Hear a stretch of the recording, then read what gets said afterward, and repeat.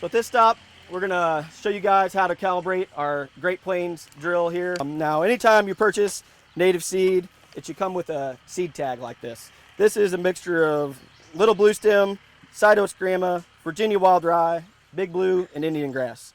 Those are really good grasses, providing forage for cattle and other livestock, and then of course provides pretty good wildlife habitat. So, a little bit about the drill. This thing, as you can tell, it's got 3 different seed boxes on it. The front one here, that's for planting more traditional grains like soybeans. You can turn it down pretty low and plant milo. We've had producers plant sunflowers with it. You can block off some holes if you're in a pinch and plant corn on like 21-inch centers. So you can do a lot of these drills are really versatile. You can do a lot of different stuff with them. The middle box here is the one that we use when we're doing these native plantings and using these, trying to plant these really fluffy grasses. You can see a lot of these seeds are what we call bearded, and that's just a little fluffy, like cotton-like material that helps the seed disperse in the wind, but it can make them difficult to seed in a traditional planter. If you put it in this front box, or you try and use, like a regular John Deere no-till drill or something, or a typical grain drill like most farmers have, you're not going to be very successful. There's no agitator in this box. These are just regular old bean cups on there. There's nothing to pull the seed from the hopper into the cups to fall down to the tubes, eventually be planted on the ground. What's cool about the middle box is it's got an agitator to keep this stuff all mixed up. And then at the bottom in these cups, it can be hard to see, but it's the same concept as the Truax yesterday. There's actually little fingers or sprocket looking deals or pickers that pull the seed from the hopper and drop it down these tubes. And another difference between a traditional grain drill and a warm season grass drill is where it places the seed. These are called your disc openers. This Great Plains got double disc openers with a no-till coulter running in the front. Your grain drill, it's going to drop the seed down in that furrow, right? Because when we're planting soybeans, we want them deep, 1.5 inches or so, depending on what soil moisture is. Things like corn, you might plant a little deeper, milo, things like that.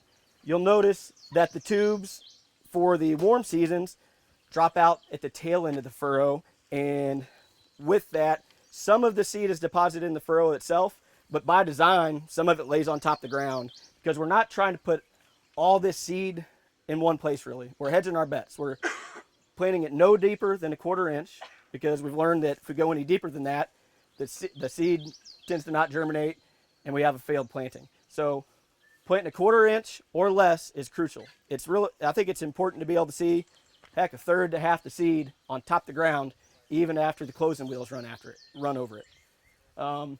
Lastly, we've got the small seed box, and that one's good for things like clovers, any of the brassicas or small seeded stuff, and it comes in pretty handy for planting like switchgrass monocultures.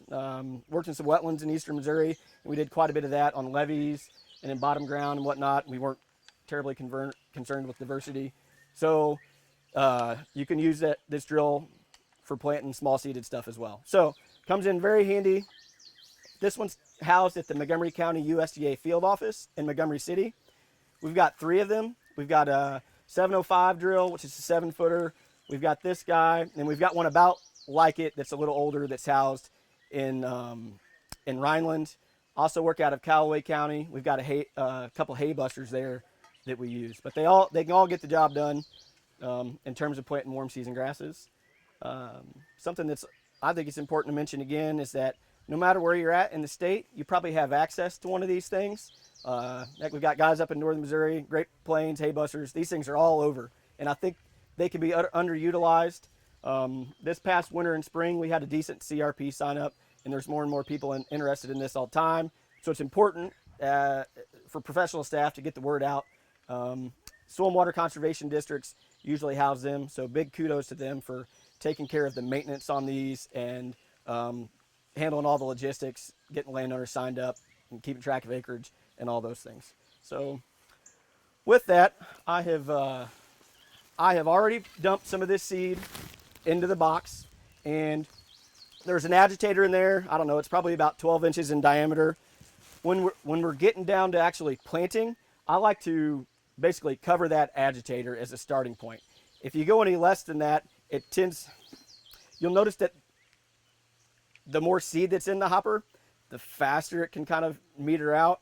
And as you get down to the bottom, anybody that's always planted this, it's impossible to run one of these things dry. I dare you to try. You can hardly do it. So it's important to keep refilling with seed and keep a good average. If you're, halfway up the agitator to an inch or two over the top, that seems to be a pretty happy medium. That's about how we filled it there this morning and how we're going to calibrate it. So this one's a little different in calibration compared to like the Truax that we looked at yesterday. If you read the manual, it will tell you that for every 411 revolutions this tire makes, that equates to 1 acre. 10 foot wide, 411 revolutions of the tire, we've put out 1 acre of seed. We're only going to make him turn the crank 41 times. 41 times is 10% of 411. So after the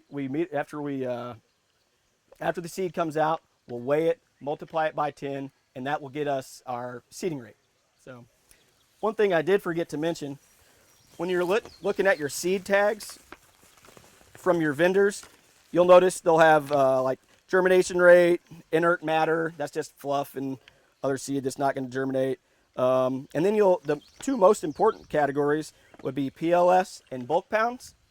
When NRCS or Soil and Water District or Quail Forever or MDC or MFA develops a seeding plan, with these natives, it's most generally going to be in PLS pounds per acre.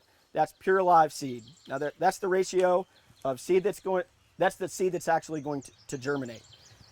The bulk seed here is a combination of that inert matter, seed that's not going to germinate, weed seed, whatever might be in here. That's the actual weight of the bag. So this one we know our target was 11.3 PLS pounds per acre. We're going to forget that when we're calibrating the drill. We look at the bulk pounds per acre category. Bulk pounds is 18.232 pounds per acre.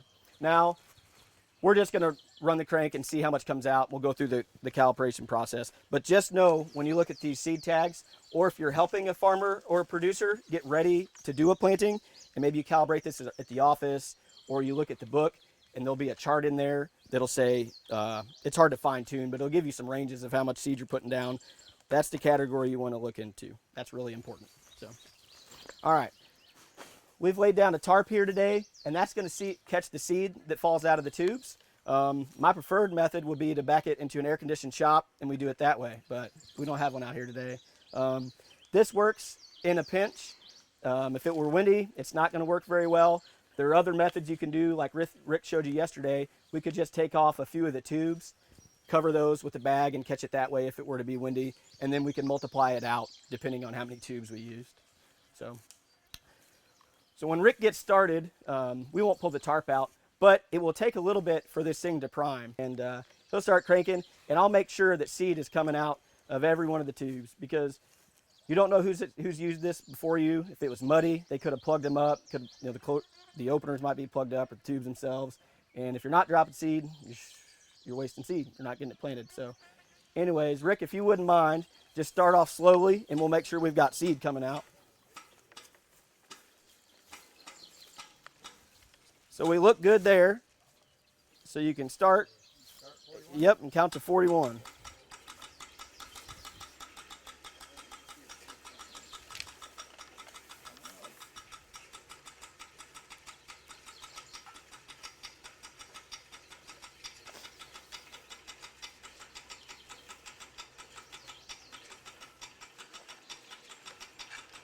Some of the older Great Plains drills, they don't have these fancy dancy handles, and you actually have to jack up like the drive tire and spin it. That's not nearly as much fun. 19, 23.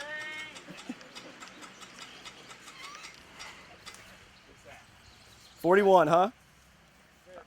All right, so if a couple wouldn't mind, this is the tricky part about doing it out in the field.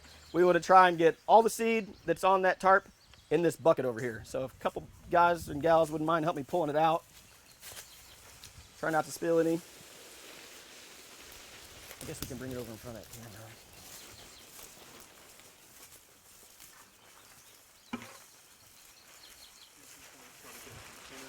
All right, so I'm gonna tear the scales real quick while you're doing that. Is that the term? Zero it out.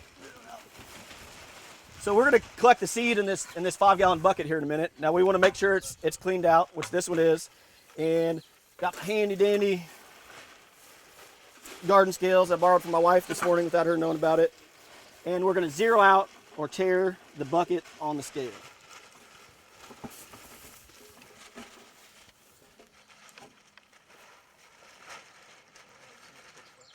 All right.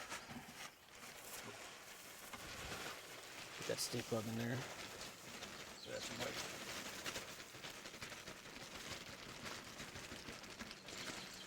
So this is going to be a pretty light rate, looks like.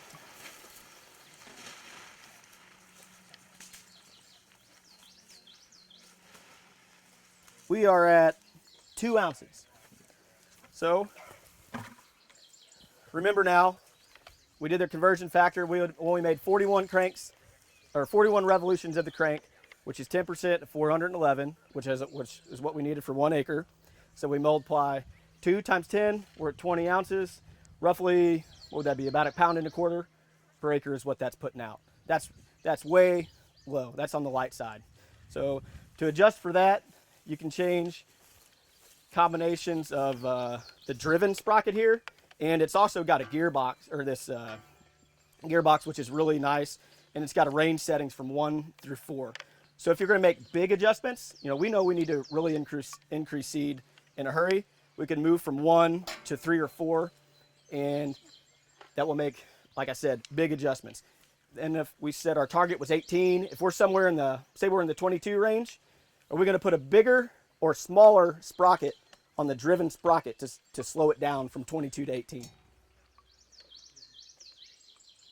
Bigger one, right? Yep.